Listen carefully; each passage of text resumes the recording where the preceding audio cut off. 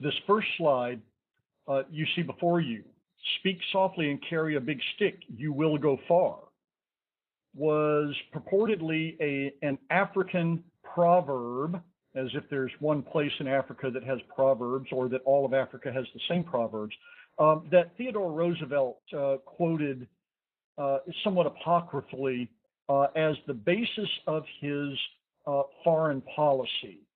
Speak softly and carry a big stick, which leads us to talk about Theodore Roosevelt's big stick diplomacy.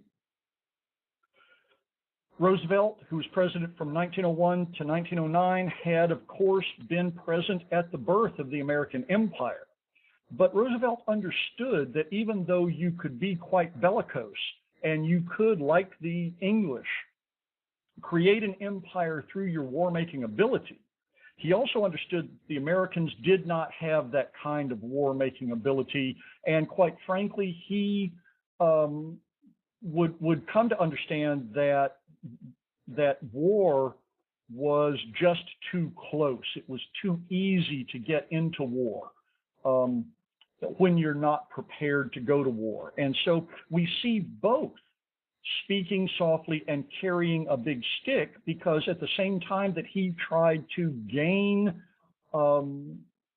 sometimes direct colonial possession, but most of the time influence over other places in the world, he both tried to do so through negotiations, through enhancing settlement, by improving America's position in the world without bellicosity, and also by building a military machine, particularly the Navy, which he had been influenced to build by Alfred Mann's Impact of Sea Power on World History, written in 1890, and also by his stint as Assistant Secretary of the Navy, which he resigned to go to the Spanish-American War. Okay, so we can begin talking about this big stick diplomacy from the first speak softly and carry a big stick side of it. Now let's talk about the Roosevelt corollary to the Monroe Doctrine. Remember, the Monroe Doctrine had been promulgated by President Monroe in 1823 as a result of threats from European powers to invade their colonies in South America as a result of those colonies revolting. This is the era of Simón Bolívar and Bernardo O'Higgins, what a great name, and their cohorts liberating the Spanish colonies, that is in the 1820s, liberating the Spanish colonies. And England, France, Spain all threatened to send troops and send their navies and retake these colonial possessions. And President Monroe said, well, no, that the U.S. Will fight you. If you fight them, we'll fight you. We will stay out of your wars in Europe, and you stay out of American affairs. And it gave America this kind of cachet, at least in American eyes, of having a place and a role in Latin American affairs. Now, the Latin American nations didn't think much of this, and the European nations didn't think much of this. And it was only that special relationship between the United States and England and the superiority of the English Navy that led to the Monroe Doctrine being enforceable. That is, Spain and France would not invade unless England allowed them to, not the threat of the Americans, but England allowing them to. Now, this tended to change in the 20th century. We had used the Monroe Doctrine, we in the U.S. had used the Monroe Doctrine to justify adventurism in the Caribbean basin and intervention, mostly commercial, in the internal affairs of other countries, but nothing on the scale that we would in the 20th century. In large part because of this so-called Roosevelt corollary. In 1903, 1904, the Dominican Republic had defaulted on its loans that it had taken out with English banks and with French bankers and with American bankers.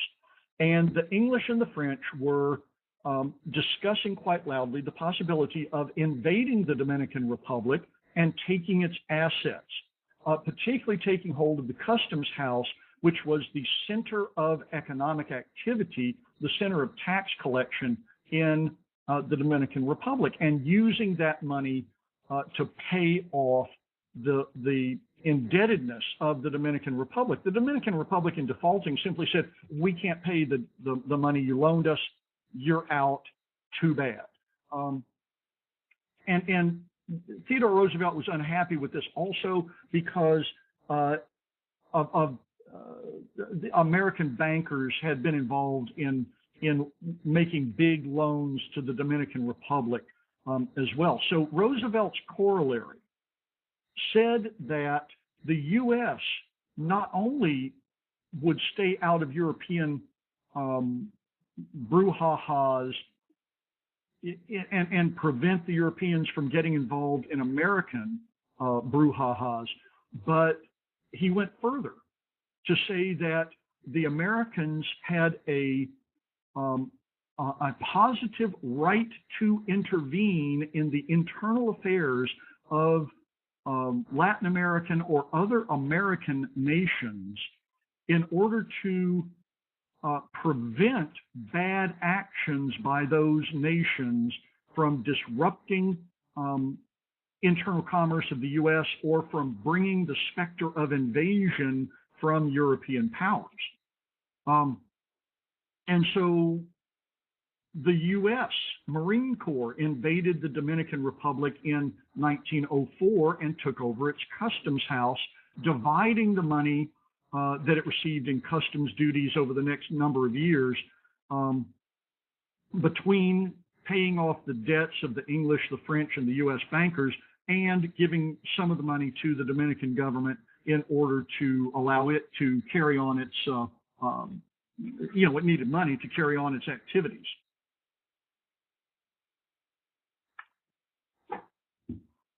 One of the most important things that Roosevelt did that also was part and parcel of his corollary. He did this before he articulated this corollary, but it is exactly the same thing. Was his intervention in Panama in order to create the Panama Canal in 1903. The U.S. interfered in a Panamanian revolution against Colombia. Panama was the northern provinces of Colombia, and it was separated from Colombia proper by impenetrable jungle mountains.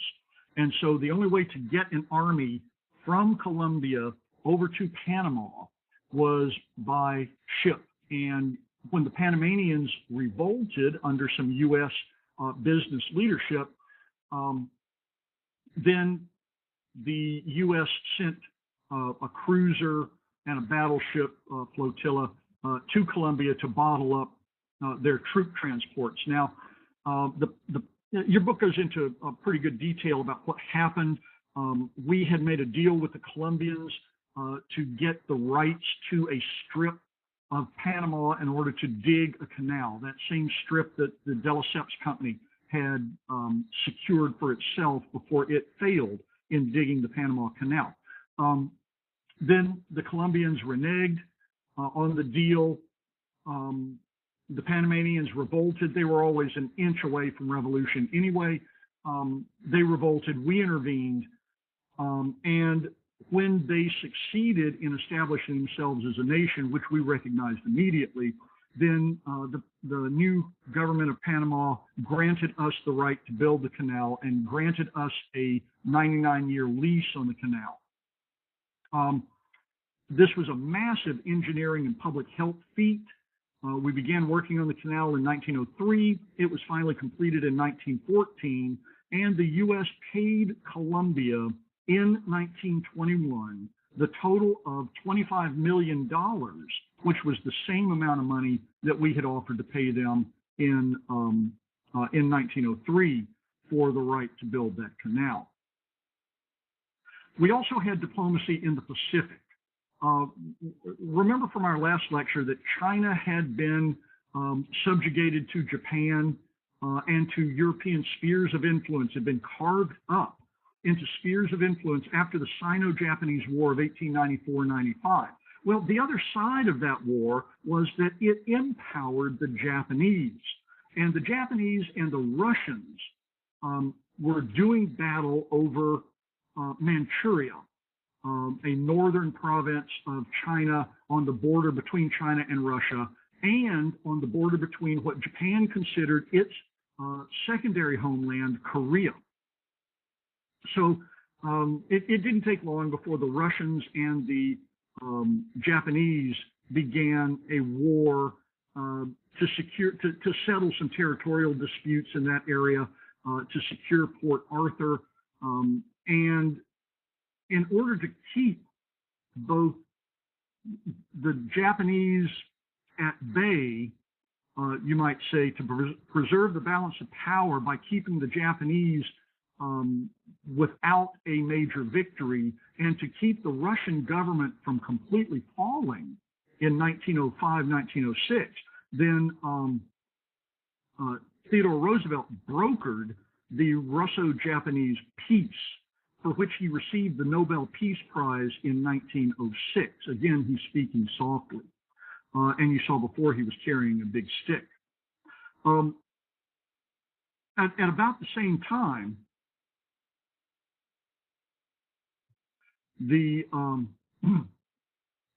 about the same time that he brokered this peace, the Japanese were not particularly happy with the peace, but they realized that without European support, without American support, not necessarily direct support, but at least diplomatic support, they were not really going to win anything, even if they defeated the Russian bear.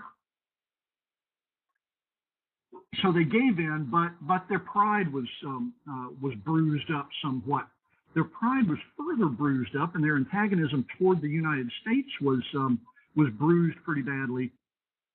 In the following year, 1906, and then again in 1907, when the San Francisco Board of Education expelled all Japanese students from public schools in San Francisco. This is just absolute xenophobia and racism.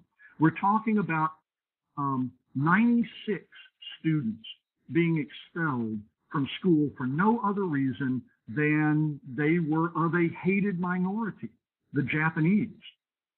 And in fact, they had pretty much all been born in the United States. And by the 14th Amendment, then, they were American citizens. But there was such fervent anti-Chinese and anti-Japanese bigotry on the West Coast that the San Francisco School Board just took it upon itself to enforce this edict on some of its school kids. Well, this was a direct insult to the Japanese government. At least the Japanese government thought of it as a direct insult, and it became a diplomatic crisis that eventually was solved, again with the speak softly end of things, in what's called the Gentleman's Agreement, brokered between the Japanese government and Theodore Roosevelt. Roosevelt made arrangements for the students to go to school, and he apologized, and he got an agreement from the Japanese that they would no longer issue visas to Japanese citizens who wanted to work in the United States. And hence the Gentleman's Agreement. This was never truly formalized. It was a handshake deal, and it was not that agreement to curb its sovereignty in allowing its workers to go wherever they wanted to go and making it the problem of the United States. The United States would have to deal with its own laws if it wanted to keep the Japanese out. By turning that on its head, then the Japanese gave Roosevelt what he wanted and what he needed to make this agreement happen. Nevertheless, the Japanese were not particularly happy with this. In the 1920s, we would continue to have problems just kind of bulldozing the Japanese, and ultimately that led to some problems in the early 1940s. Roosevelt also, at this time, picked up on his own version of the Yellow Peril propaganda.